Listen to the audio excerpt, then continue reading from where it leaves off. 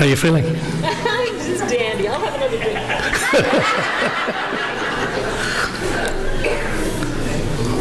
Cindy Saucier.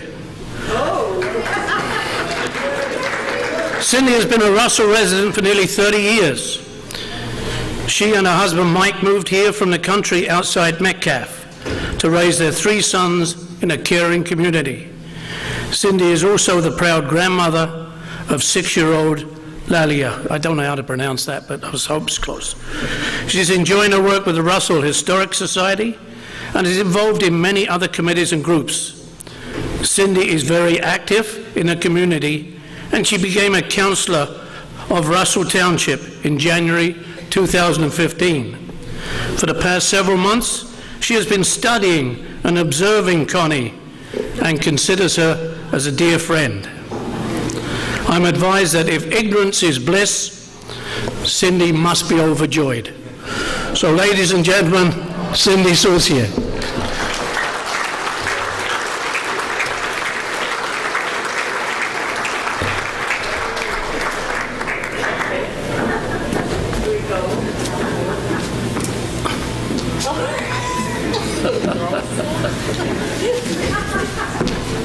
One for every day of the week, Jerry.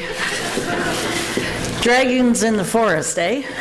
Okay, I always thought you always told the truth. I'm a little nervous tonight, to be honest, but you're all naked, so that's okay. And where's that good-looking guy that I saw when I came in there? Oh, there you are. Okay. Yeah, I was looking at some of these old roasts, and I'm going to show my age. I remember watching Dean Martin roasts, and you'd just be happy that Don Rickles isn't still alive. And the other one I watched recently was Martha Stewart. I think she was drunk. And then Justin Bieber, I figured the only way to make people laugh, you had to drop the F-bomb every 5 seconds, so I won't do that tonight, I promise. Roasting a postmenopausal woman. I didn't think that was very smart. She's already hot, is she not?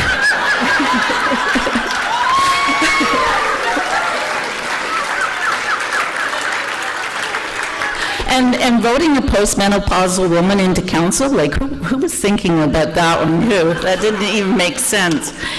And I'll just give you the definition of postmenopausal. I looked it up. I love some of the headings. Why I love menopause.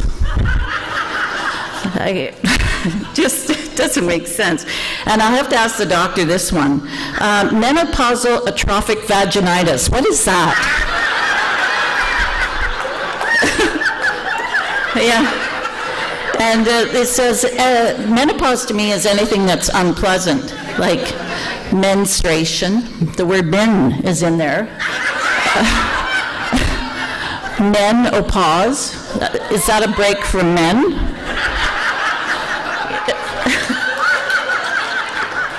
You know, like just, and then I looked up, you know, they say men don't go through this. They do. They go through midlife crisis. So andropause. And is that a break from androids? I'm not sure. But, you know, and then the medical profession says that men don't do this, actually, that it's questionable. I don't know if you've seen my husband lately, but he's sporting a man bun and a Rastafarian tea cozy on his head.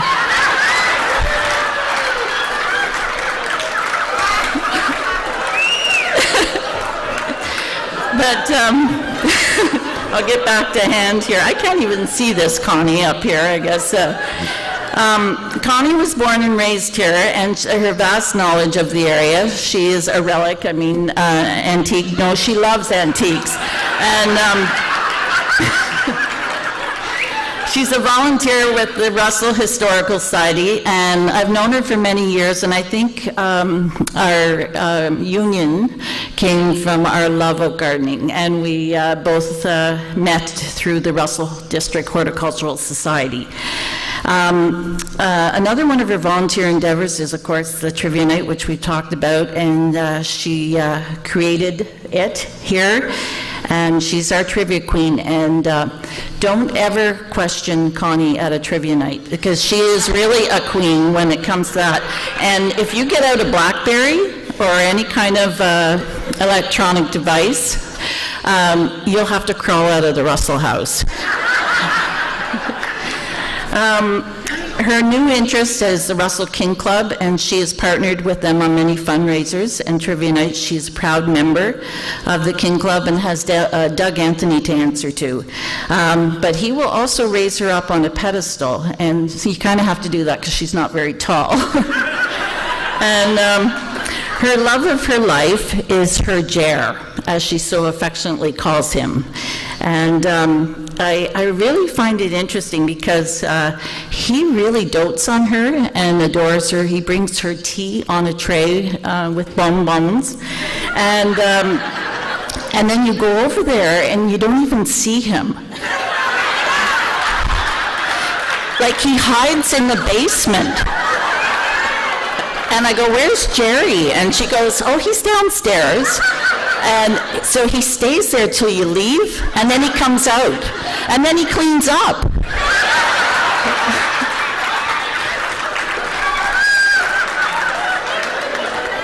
So I don't know about you ladies, but I think she should give courses,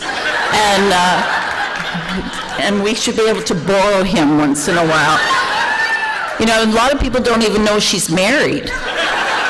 And she said she always does things independently, and, you know, a lot of people don't know I'm married, but mine isn't making tea.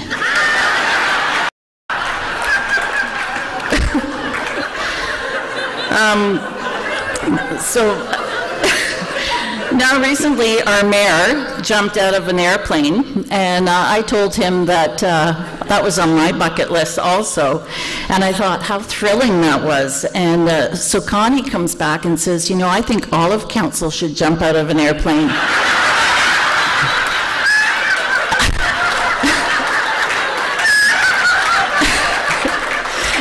And then she adds, "Some without a parachute." And I thought, geez, I'm her friend, am I not? Like, so I said, well, maybe, just maybe we can sort of guess which one she's talking about. I don't know. A funny thing about Connie is she likes to, like they said, she knows everything about everybody. And when she starts to tell you, she starts to whisper and nod. Apparently, that's one of the big words that she starts to do. So, like, when she asked me to do this, I started watching everything she did, and I was like, okay, Connie, like, and then she said, well, I really shouldn't have said that around you. And then I was taking notes and observing and watching her very closely, and then she told me, like, what are you drinking tonight, Connie, by the way? Orange juice, okay. Because she told me, she said, I don't drink very often, and but she got drunk the night before she got married. And she went, she drinks those girly drinks, you know, like slow gin fizz and Singapore slings. So she goes to this bar in the States, and they've never heard of this. And so they concocted something real. The guy had to get the book out, you know, and he's looking it up, and he concocted this really strong drink. And she ended up weaving out of the bar. And Jerry married her anyway.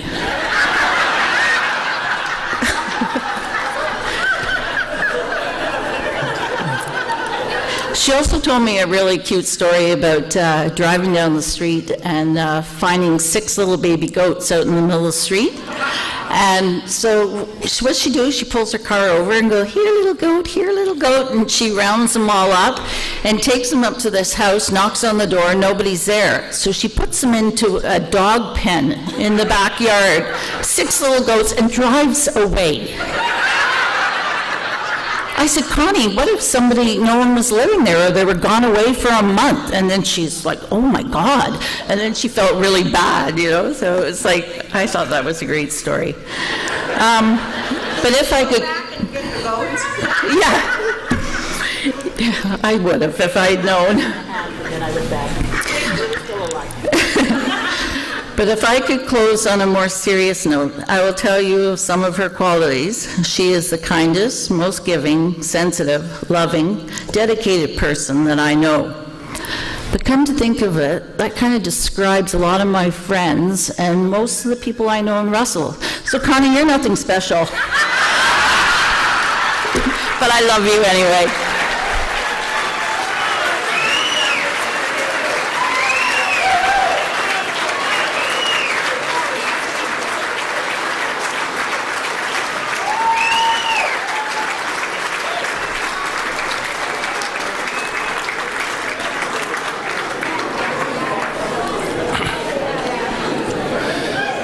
I just got stuck with a change of program, so I'm sorry about this.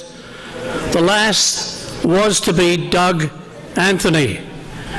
Unfortunately, Doug had to leave suddenly due to a work commitment. However, we are pleased to introduce to you a very special person in Connie's life, all the way from the Maritimes. Connie's very first love and boyfriend, Eddie de East.